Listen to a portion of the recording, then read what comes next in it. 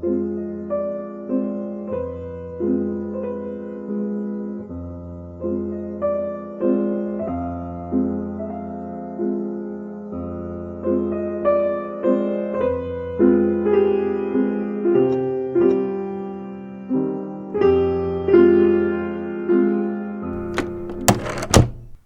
evening, everyone, and welcome to the Inkwell Library.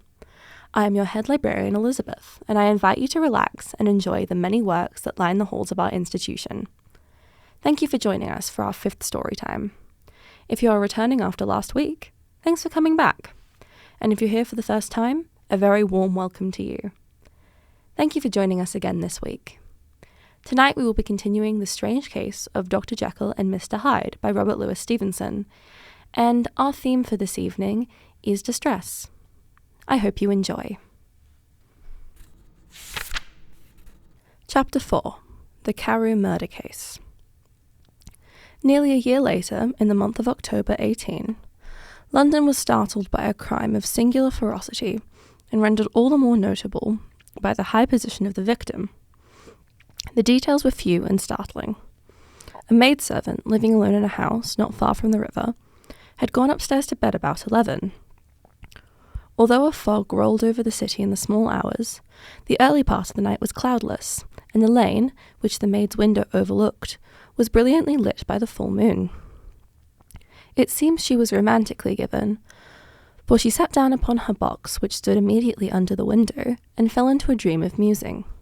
Never, she used to say with streaming tears when she narrated that experience, never had she felt more at peace with all men, or thought more kindly of the world.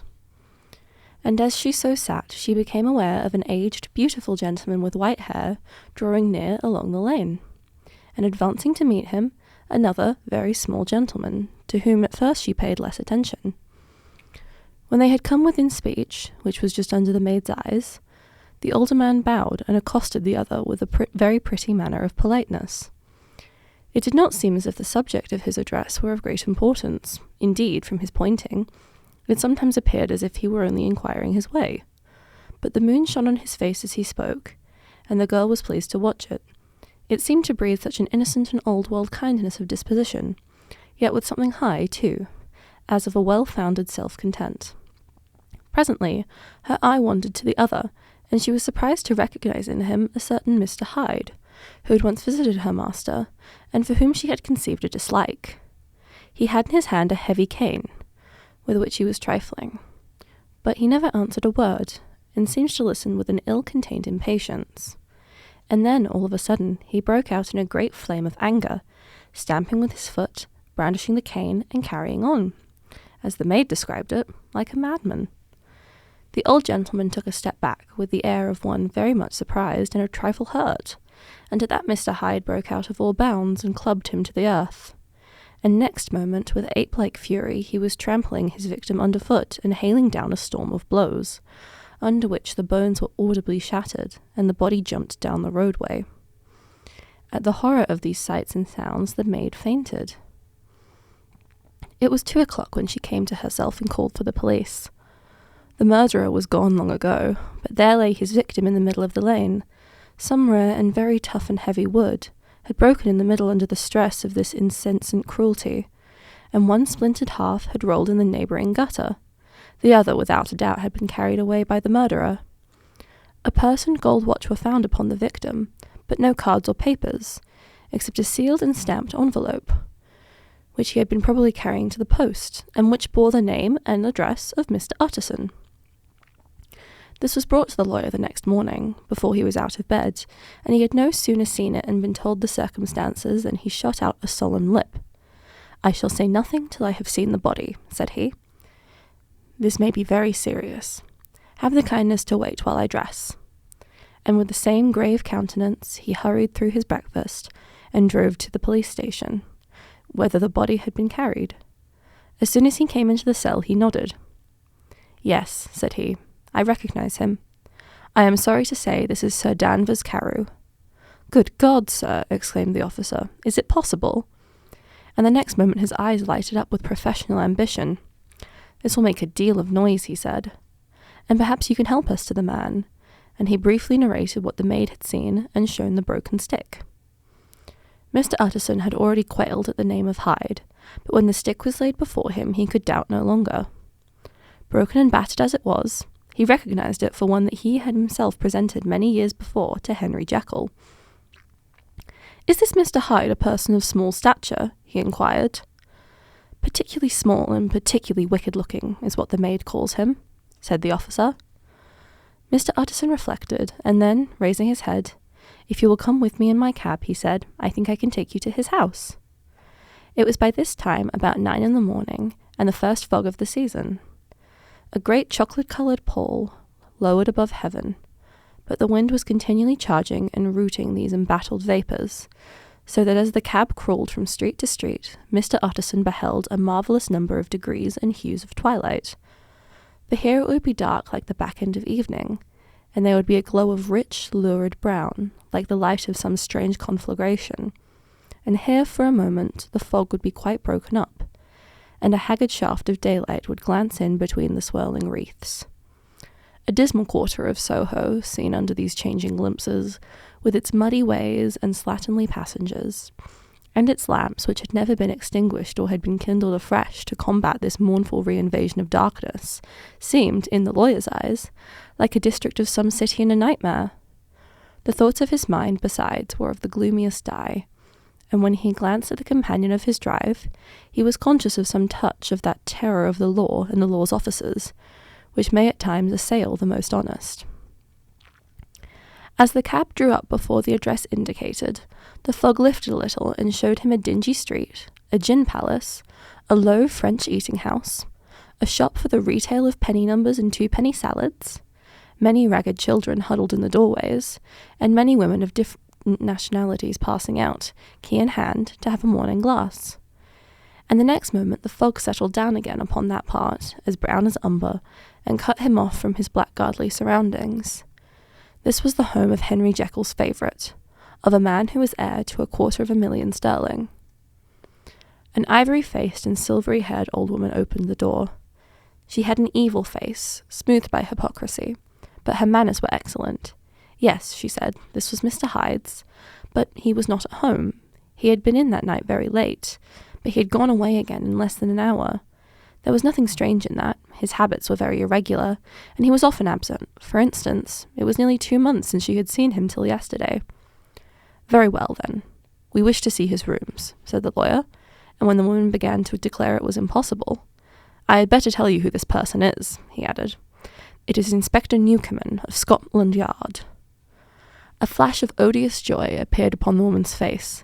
Ah, said she, he is in trouble? What has he done? Mr. Utterson and the inspector exchanged glances. He doesn't seem a very popular character, observed the latter.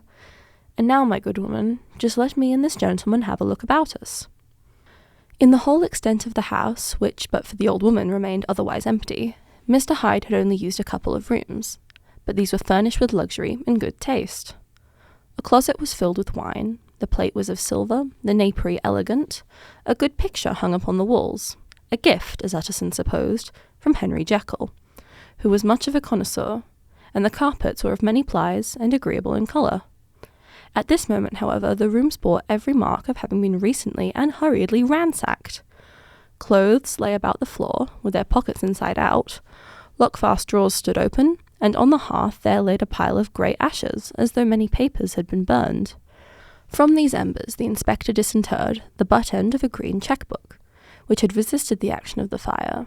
The other half of the stick was found behind the door, and as this clinched his suspicions, the officer declared himself delighted. A visit to the bank, where several £1,000s were found to be lying in the murderer's credit, completed his gratification. You may depend upon it, sir, he told Mr. Utterson. I have him in my hand. He must have lost his head, or he never would have left the stick, or, above all, burned the cheque-book. Why, money's life to the man. We have nothing to do but wait for him at the bank and get out the handbills. This last, however, was not so easy of accomplishment, for Mr. Hyde had numbered few familiars. Even the master of the servant maid had only seen him twice. His family could nowhere be traced, he had never been photographed, and the few who could describe him differed widely, as common observers will. Only on one point were they agreed, and that was the haunting sense of unexpressed deformity with which the fugitive impressed his beholders. Chapter 5. Incident of the Letter. It was late in the afternoon when Mr. Utterson found his way to Dr. Jekyll's door, where he was once admitted by Poole, and carried down by the kitchen officers and across a yard which had once been a garden, to the building which was indifferently known as the laboratory or dissecting rooms. The doctor had bought the house from the heirs of a celebrated surgeon, and his own tastes being rather chemical than anatomical, had changed the destination of the block at the bottom of the garden. It was the first time that the lawyer had been received in that part of his friend's quarters, and he eyed the dingy, windowless structure with curiosity, and gazed round with a distasteful sense of strangeness as he crossed the theatre, once crowded with eager students, and now lying gaunt and silent, the tables laden with chemical apparatus, the floor strewn with crates and littered with packing straw, and the light falling dimly through the foggy cupola. At the further end, a flight of stairs mounted to a door covered with red baize, and through this Mr. Utterson was at last received into the doctor's cabinet.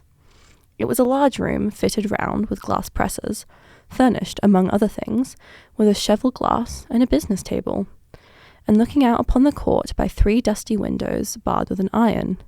The fire burned in the grate, a lamp was set lighted on the chimney shelf, for even in the houses the fog began to lie thickly, and there, close up to the warmth, sat Dr. Jekyll, looking deathly sick. He did not rise to meet his visitor, but held out a cold hand and bade him welcome in a changed voice. "And now," said Mr. Utterson, as soon as Poole had left them, "you have heard the news?" The doctor shuddered. "They were crying it in the square," he said. "I heard them in my dining room." "One word," said the lawyer. "Carey was my client, but so are you, and I want to know what I am doing. You have not been mad enough to hide this fellow?" "Utterson, I swear to God," cried the doctor, "I swear to God I will never set eyes on him again. I bind my honour to you that I am done with him in this world. It is all at an end, and indeed he does not want my help. You don't know him as I do. He is safe, he is quite safe, mark my words. He will never more be heard of." The lawyer listened gloomily. He did not like his friend's feverish manner. "You seem pretty sure of him," said he, "and for your sake I hope you may be right. If it came to trial, your name might appear." "I am quite sure of him," replied Jekyll. "I have grounds for certainty that I cannot share with anyone, but there is one thing on which you may advise me. I have received a letter, and I am at a loss whether I should show it to the police. I should like to leave it in your hands, Utterson. You would judge wisely, I am sure. I have so great a trust in you." "You fear, I suppose, that it might lead to his detection?" asked the lawyer. "No," said the other. "I cannot say that I care what becomes of Hyde. I am quite done with him. I was thinking of my own character, which this hateful business has rather exposed." Utterson ruminated a while. He was surprised at his friend's selfishness, and yet relieved by it. "Well," said he at last, "let me see the letter." The letter was written in an odd, upright hand, and signed Edward Hyde, and it signified, briefly enough, that the writer's benefactor Dr. Jekyll, whom he had long so unworthily repaid for 1,000 generosities, need labour under no alarm for his safety, as he had means of escape on which he placed a sure dependence. The lawyer liked this letter well enough. It put a better colour on the intimacy that he had looked for, and he blamed himself for some of his past suspicions. "Have you the envelope?" he asked. "I burned it," replied Jekyll, "before I thought what I was about, but it bore no postmark. The note was handed in." "Shall I keep this and sleep upon it?" asked Utterson. "I wish for you to judge me entirely," was the reply. "I have lost confidence in myself." "Well, I shall consider," returned the lawyer. "And now one word more. It was Hyde who dictated the terms in your will about that disappearance." The doctor seemed seized with a qualm of faintness. He shut his mouth tight and nodded. "I knew it," said Utterson. "He meant to murder you. You had a fine escape."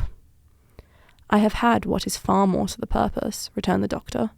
"I have had a lesson. Oh God, Utterson, what a lesson I have had!" And he covered his face for a moment with his hands. On his way out, the lawyer stopped and had a word or two with Poole. "By the by," said he, "there was a letter handed in today. What was the messenger like?" But Poole was positive that nothing had come by except by post. "And only circulars by that," he added. This news sent off the visitor with his fears renewed. Plainly, the letter had come by the laboratory door, Possibly, indeed, it had been written in the cabinet. And if that was so, it must be differently judged and handled with more caution. The newsboys, as he went, were crying themselves hoarse along the footways. Special edition! Shocking murder of an MP.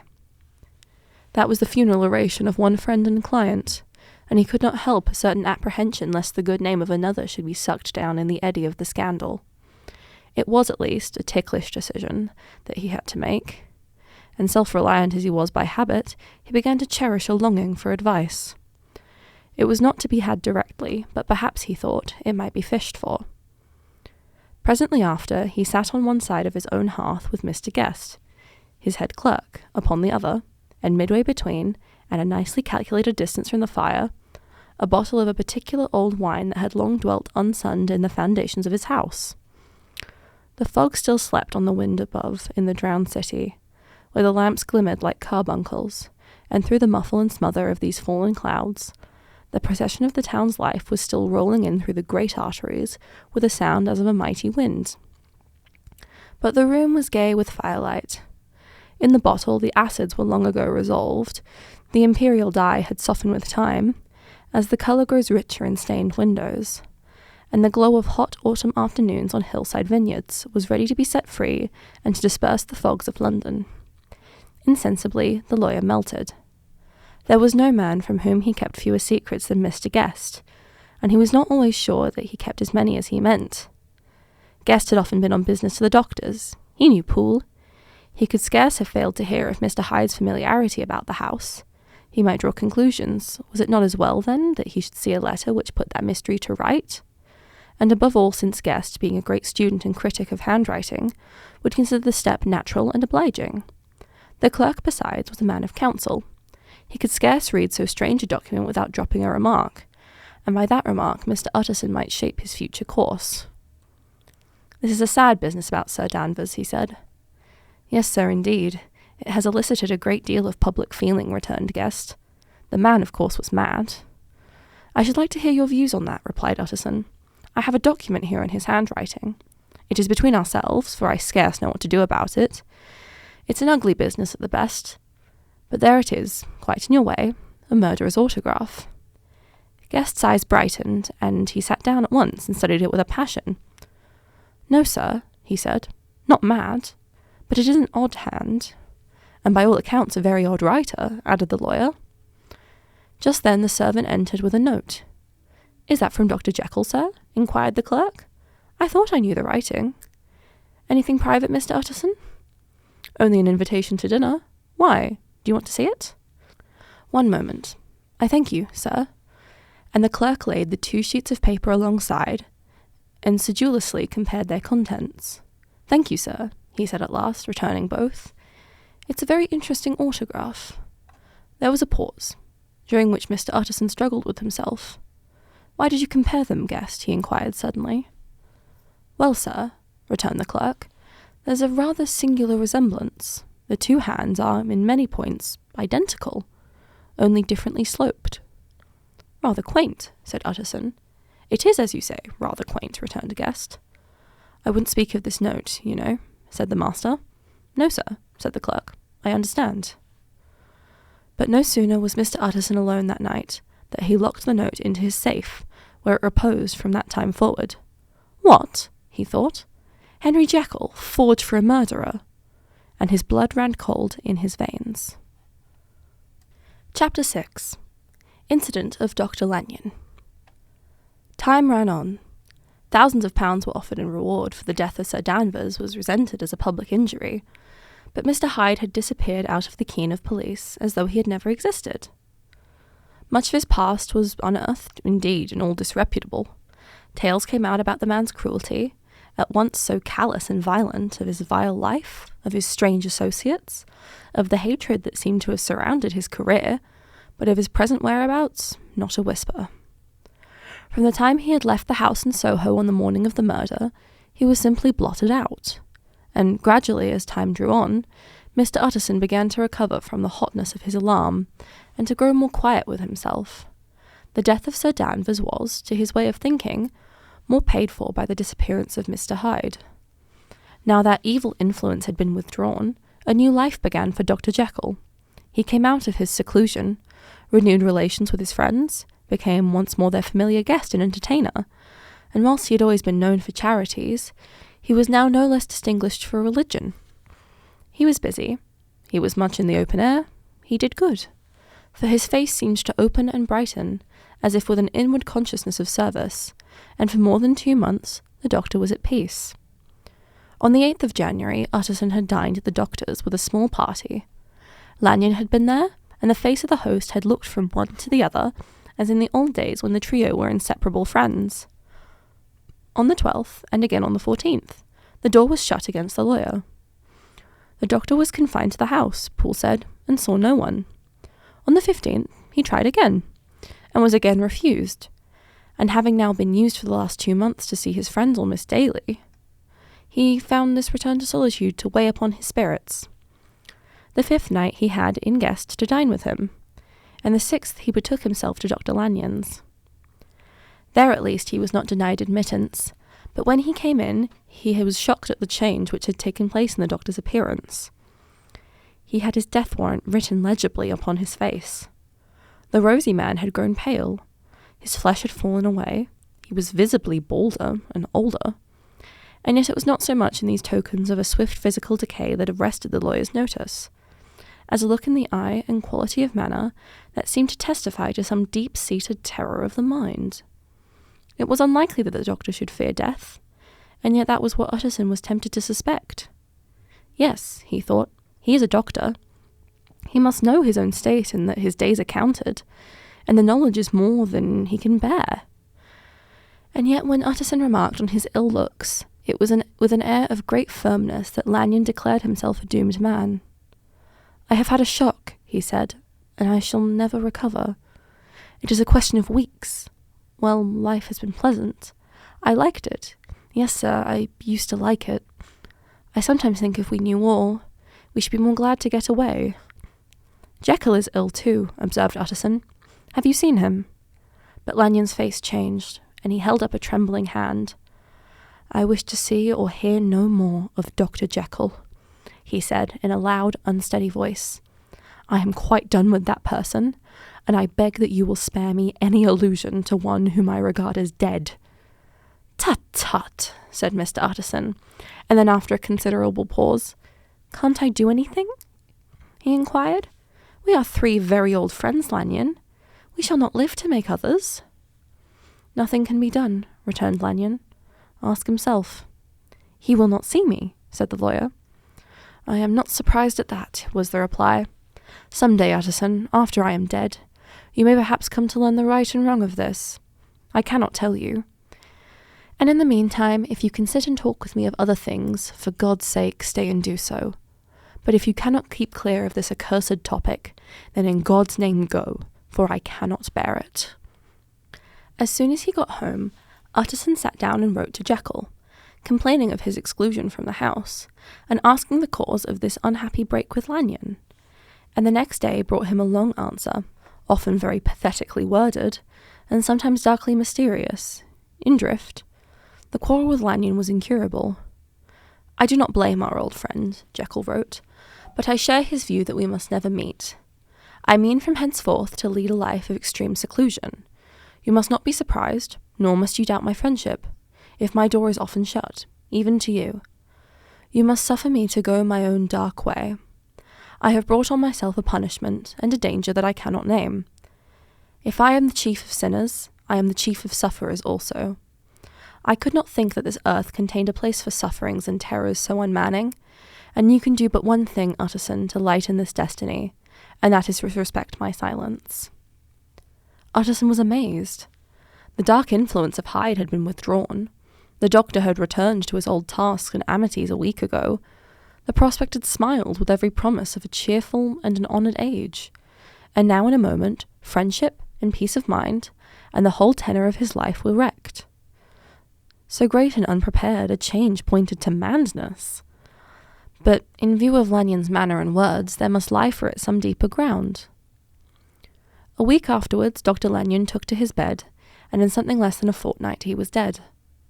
The night after the funeral, at which he had been sadly affected, Utterson locked the door of his business room, and sitting there by the light of a melancholy candle, drew out and set before him an envelope addressed by the hand and sealed with the seal of his dead friend. Private, for the hands of G.J. Utterson alone, and in case of his predecease, to be destroyed unread. So it was emphatically superscribed, and the lawyer dreaded to behold the contents. I have buried one friend today, he thought. What if this should cost me another? And then he condemned the fear as a disloyalty, and broke the seal. Within there was another enclosure, likewise sealed, and marked upon the cover as not to be opened till the death or disappearance of Dr. Henry Jekyll. Utterson could not trust his eyes. Yes, it was disappearance here again, as in the mad will which he had long ago restored to its author. Here again were the ideas of a disappearance, and the name of Dr. Henry Jekyll bracketed. But in the will, that idea had sprung from the sinister suggestion of the man Hyde. It was set there with a purpose, all too plain and horrible. Written by the hand of Lanyon, what should it mean? A great curiosity came on the trustee to disregard the prohibition and dive at once to the bottom of these mysteries. But professional honour and faith to his dead friend were stringent obligations, and the packet slept in the innermost corner of his private safe. It is one thing to mortify curiosity, another to conquer it, and it may be doubted if, from that day forth, Utterson desired the society of his surviving friend with the same eagerness. He thought of him kindly, but his thoughts were disquieted and fearful. He went to call indeed, but he was perhaps relieved to be denied admittance. Perhaps in his heart he preferred to speak with Poole upon the doorstep, and surrounded by the air and sounds of the open city, rather than be admitted into that house of voluntary bondage, and to sit and speak with its inscrutable recluse. Poole had indeed no very pleasant news to communicate. The doctor, it appeared, now more than ever confined himself to the cabinet over the laboratory, where he would sometimes even sleep. He was out of spirits. He had grown very silent. He did not read. It seemed as if he had something on his mind. Utterson became so used to the unvarying character of these reports that he fell off little by little in the frequency of his visits. Chapter 7. Incident at the Window. It chanced on Sunday, when Mr. Utterson was on his usual walk with Mr. Enfield, that their way lay once again through the by-street, and that when they came in the front of the door, they both stopped to gaze upon it. Well, said Enfield, that story's at an end at least. We shall never see more of Mr. Hyde. I hope not, said Utterson. Did I ever tell you that I once saw him and shared your feelings of repulsion? It was impossible to do the one without the other, returned Enfield. And by the way, what an ass you must have thought me, to not know that this was back way to Dr. Jekyll's. It was partly your own fault that I found out, even when I did. So you found it out, did you? Said Utterson. But if that be so, we may step into the court and take a look at the windows. To tell you the truth, I am uneasy about poor Jekyll, and even outside I feel as if the presence of a friend might do him good. The court was very cool and a little damp, and full of premature twilight, although the sky high up overhead was still bright with sunset. The middle one of the three windows was halfway open, and sitting close beside it, taking the air with an infinite sadness of mien, like some disconsolate prisoner, Utterson saw Dr. Jekyll. What, Jekyll? He cried. I trust you are better? I am very low, Utterson, replied the doctor drearfully. Very low. It will not last long, thank God. You stay too much indoors, said the lawyer. You should be out, whipping up the circulation like Mr. Enfield and me. This is my cousin, Mr. Enfield, Dr. Jekyll. Come now, get your hat and take a quick turn with us. You are very good, sighed the other. I should like to very much, but no, it is quite impossible. I dare not. But indeed, Mr. Utterson, I am very glad to see you. This is really a great pleasure. I would ask you and Mr. Enfield up, but the place is really not fit. Why then, said the lawyer good-naturedly, the best thing we can do is stay down here and speak to you from where we are. That is just what I was about to venture to propose, returned the doctor with a smile. But the words were hardly uttered before the smile was struck out of his face, and succeeded by an expression of such abject terror and despair, as froze the very blood of the two gentlemen below. They saw it, but for a glimpse for the window was instantly thrust down. But that glimpse had been sufficient, and they turned and left the court without a word. In silence, too, they traversed the by-street, and it was not until they had come into a neighbouring thoroughfare, where even upon a Sunday there were still some stirrings of life, that Mr. Utterson at last turned and looked at his companion. They were both pale, and there was an answering horror in their eyes. "God forgive us, God forgive us," said Mr. Utterson. But Mr. Enfield only nodded his head very seriously, and walked on once more in silence. That is the next 4 chapters of the story. I hope you'll join us next week. We will be here at the Inkwell Library every Tuesday at 9 p.m. If you have a work that you would like to submit to our collection, please email us at stories@ucfm.com.au. I have been your head librarian, Elizabeth. Put yourselves first this week, dear listeners, and good night.